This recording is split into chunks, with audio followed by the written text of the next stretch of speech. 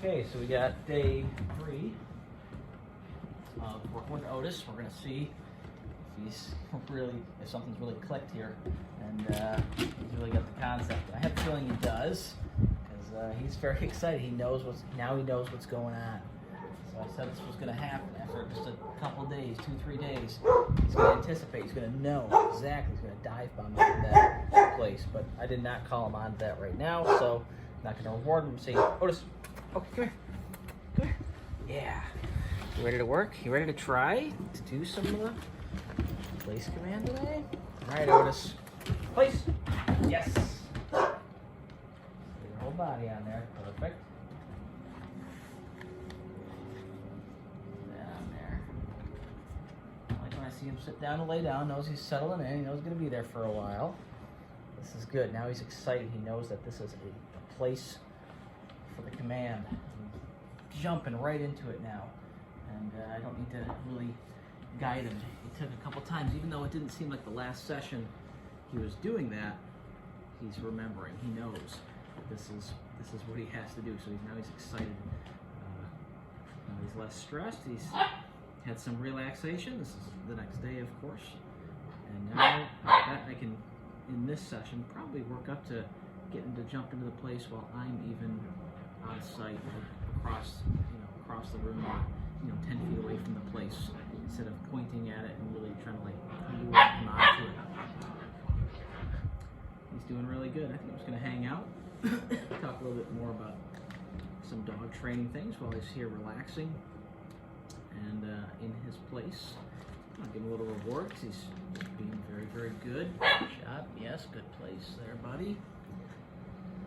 And I want to talk a little bit about the housebreaking process when you bring home one of our trained dogs at either 4 or 5 months old. It's important that they transition into your home and that you set the dog up for success. So it's really tempting to think that he's a trained dog, so surely he can just wander the house unsupervised, and that's just not the case. Even with an older trained dog, I wouldn't do that in a new home, because oftentimes they're going to be looking for a place to go potty, and if you don't yet recognize their cues, you don't know what their schedule is like, they're just going to search and probably give you cues, but if you're not there to look at them and let them outside, they're just going to go wherever they can, and oftentimes on a rug is where it's going to happen. And then if you have a few accidents, especially the first couple days, bringing a new dog into your home, you're going to set them up for a pattern of having accidents a lot more, because now they're going to be in the habit of it, and they're going to think, new home, this is the place we must go potty. They're going to smell that every time they go by it. So if you do have an accident in the home, first bringing a new dog in, you're going to want to try to take that rug away, or at least clean it extremely well so they don't smell it anymore. That's going to give them the idea that that's where they should go. So in order to have a lot of success, we have a couple things we tell our families with 8-week-old puppies.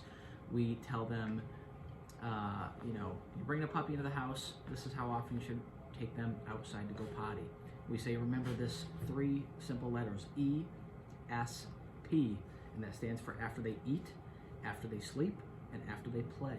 Take them outside. That's especially important with an 8-week-old puppy, because they eat and they have to go potty almost immediately, and if they drink, they have to go potty afterwards almost immediately. I wouldn't let them eat and drink and then run around the house. I would take them out immediately. Even if they take a nap on your rug and they only sleep for 20 minutes, and then they wake up and they start walking away, that's the cue. They probably have to go potty. So if they change any activity, pretty much, take them outside. So with an 8-week-old puppy, it's a lot of going out and going in. And the way we train our dogs is to get them used to a crate, and they really generally don't want to go potty in their crate. They're going to hold it a lot longer in there, and we have accustomed them to doing that. So you're going to want to utilize the crate as often as possible. Place. No. Otis. Place. Right down there. Good job, buddy. Good. And you're going to want to utilize the kennel as much as you can. It's really your best friend when it comes to housebreaking. And because they won't want to go potty in the kennel, you're going to hold it for a lot longer. So we recommend, even with our trained dogs, any anytime you're not watching them, anytime you can't watch them like I'm watching Otis here. I'm not going to turn my back to him, I'm not doing another activity, I'm not cooking dinner. Otis, no. Place.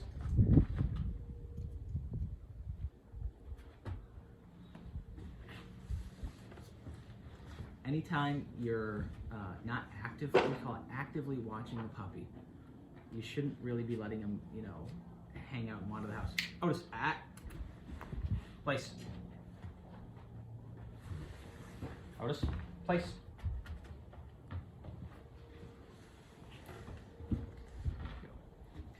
Anytime you're not actively watching the puppy, you're going to want to have him in the kennel.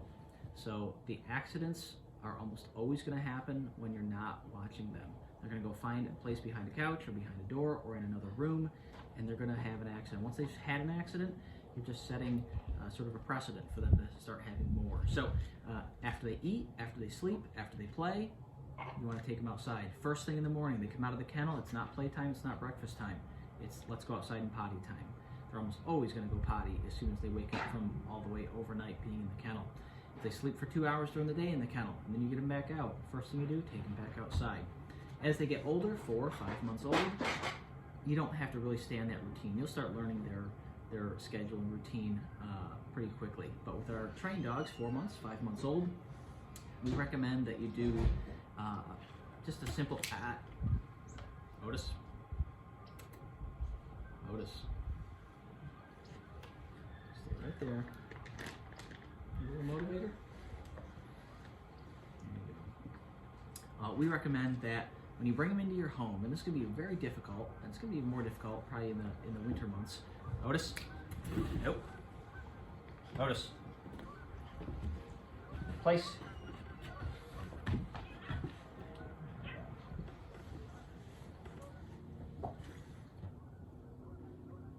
Settle down. You gonna settle down? In the winter months, it's gonna be a little more difficult, but I'm probably just gonna release him right here in just a second. Otis. Otis. Okay. Okay. Yeah, you can hang out. Do whatever you want. You can hang out and do whatever you want. In the winter months, it's going to be more difficult to do this, but 4 months old, 5 months old, dog comes in your house, first day. In order to have success with the housebreaking, highly recommend you don't let them wander your house, don't let them run free in your house. You want to start learning their schedule first. And they're going to go in and out of that kennel a lot. Set up the kennel. The best place overnight, if the kennel is in your bedroom, because it's just going to feel a little more relaxed and feel like somebody's there.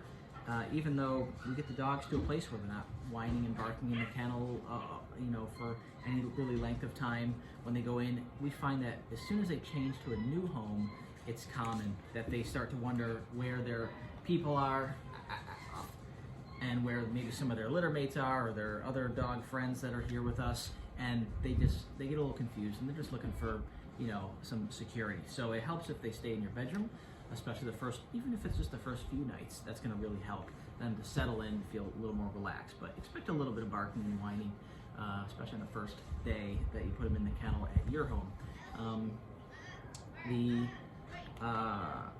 So here's what we recommend. Ready? Here it comes. 4-month-old, 5-month-old dogs. They're coming into your home.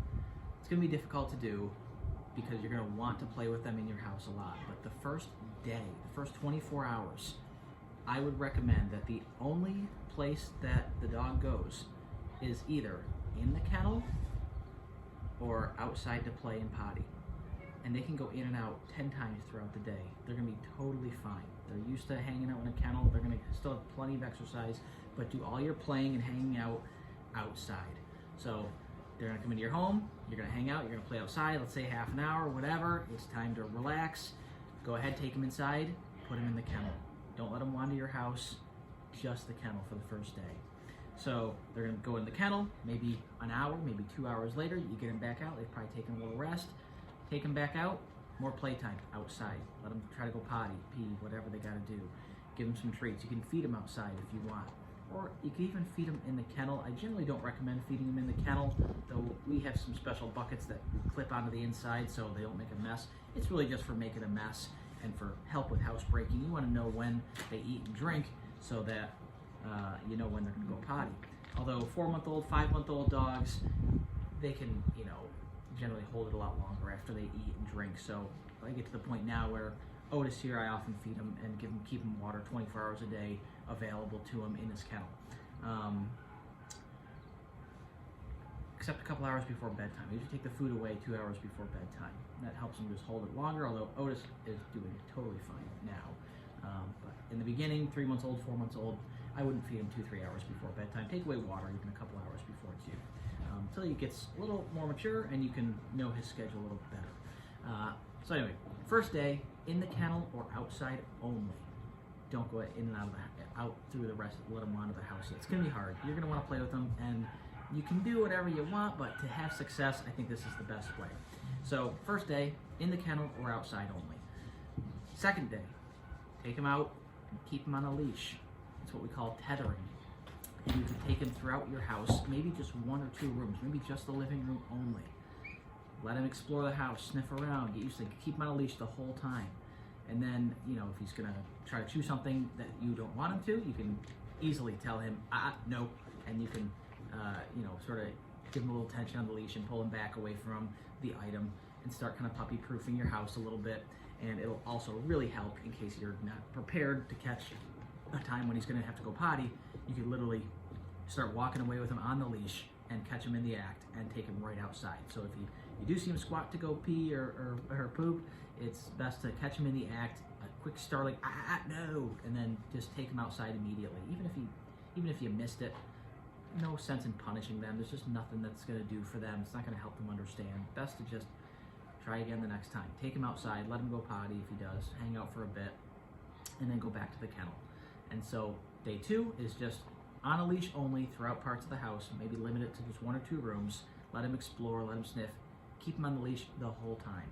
Even if you clip the leash to like your belt loop kind of a thing, it's gonna be really helpful. He's gonna start learning the boundaries of your house, that this is inside. We don't go potty inside. You take them out, they go potty outside. Now they're gonna start setting the pattern up after just, those 2 days. Day 3, maybe you let him wander and explore a little bit while you're still supervising him off leash. You're starting to learn what he's doing, his habits. You've now probably gotten the idea of how many times he's going potty throughout the day. Let him wander the house a little bit, but don't turn your back on him just yet. Don't do too many things. You might be thinking he's napping on a rug, but it only takes a second for him to wake up, stand up, walk away, and realize he's got to go potty. Otis isn't like that right now, but some dogs, they wake up and they have to go potty very quickly, and every dog matures at a different level. So 3 days, give him a little more freedom, see how it goes. If he starts having problems, just back up 1 step, go back to the tethering, the leash method. I think tethering throughout the house, even for the first 3-4 days, totally reasonable, and you're going to find a ton of success, and you could easily have no accidents at all if you do this method. Then you slowly start giving them more and more freedom. 1 week into it, you can start letting him wander a little bit more. You're going to know his schedule and routine. He's not going to be, having accidents in the house. You're going to know when to expect it's time to go potty. And he's probably going to start letting you know by either whining or barking or maybe trying to go to the door. The key is that if they go in and out of the same door all the time to go potty, they're going to typically go to that door when they have to go potty because they're going to think that they can walk out it. And so that's usually the cue that most dogs give. We tell people that if a dog is sniffing the ground and walking in circles and is on a rug, the chances are pretty high that they're looking for a place to go potty. So look for those kinds of cues. But if you do that, first day, don't walk around the house. Kennel, outside, kennel, outside. You can take them in and out of that kennel a dozen times, 20 times, doesn't matter. Even if he spends 20 minutes in a kennel at a time, totally fine. And it's important that we don't let them out of the kennel while they're barking. Dogs, a lot of times when they get in the kennel and they're gonna bark, they're gonna let you know, they wanna get out. You don't wanna reward that behavior, otherwise you're gonna get more of it. So if he's barking, we stand at the kennel, we tell him enough, settle, something like that, quiet down, and when they do quiet, then you give them their reward. So that's when you open the kennel, say, okay, good boy, good girl, you can come on out now that you're quiet. But if you let them out just because they're barking, and it's gonna seem sometimes like they won't stop, it's important that you don't encourage that barking by rewarding it, by letting them out right while they're in the middle of barking. Otherwise, you're just gonna get more of it, and they're gonna think that's their ticket out of there every time. But really the ticket out is to quiet down. If you do those few things, this is all part of the housebreaking process. Don't expect it to be perfect. You might have some accidents here and there, but the key is if you're watching them, you're almost never going to have an accident because you're going to catch them in the act if they do. And if you have an accident, just back up one step in the process. So day one, first of all, after they eat, after they sleep, after they play, take them out are the basics. Once they get a little bit older, a little more freedom. First day in your house as a trained dog, in the kennel, outside only. Second day, on a leash, tethered to you, walking, exploring the house, learning the boundaries of the house.